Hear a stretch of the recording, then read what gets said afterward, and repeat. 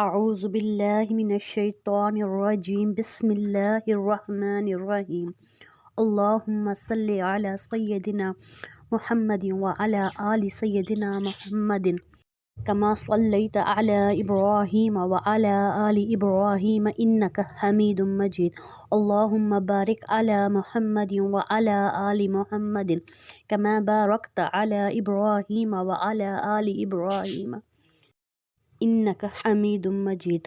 السلام علیکم ورحمۃ اللہ وبرکاتہ۔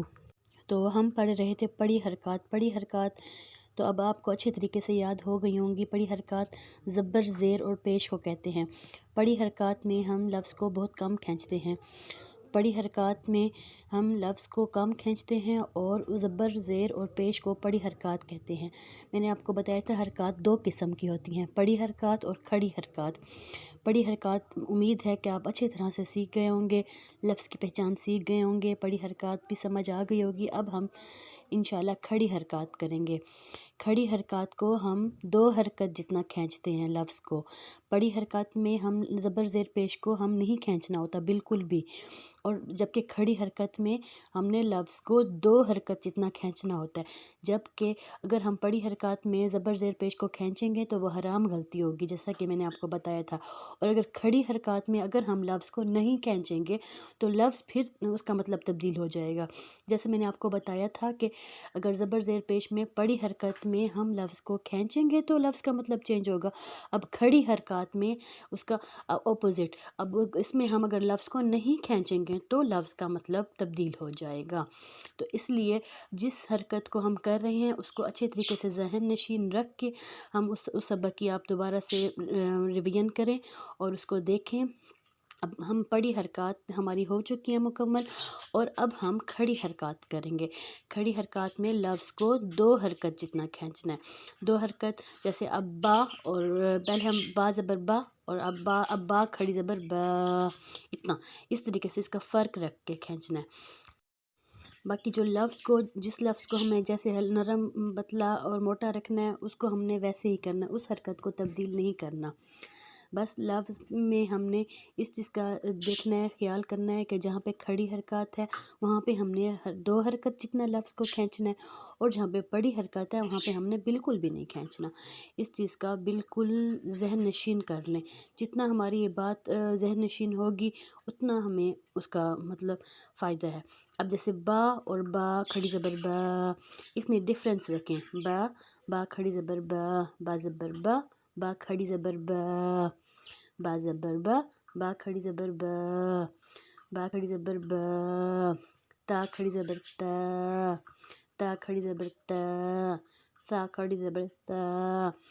اب جو کہ نرم حروف ہے، اس کا ہم نے آپ کو بار بار پیچھے سے بتایا ہے کہ سا میں ہم نے سیٹی نہیں مارنی اور سا کو نرم پڑھنا ہے، اور اس میں دونوں دانتوں کے کنارے میں زبان کے کنارے کو لے کے آنا ہے تو نرمی سے ادا ہوگا۔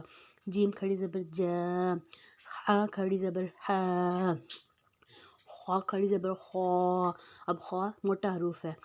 دال کھڑی زبر دا، دال کھڑی زبر دا، اور تا میں نے آپ کو بتایا تھا ایک ہی پیٹرن سے پڑھنا ہے۔ وا کھڑی زبر وا، زا کھڑی زبر زا، اس میں سیٹی ہے۔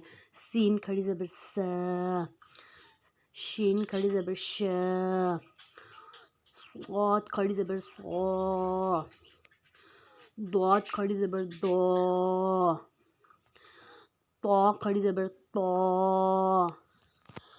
ضا کھڑی زبر ضا، عین کھڑی زبر آ، غین کھڑی زبر غا، فا کھڑی زبر فا،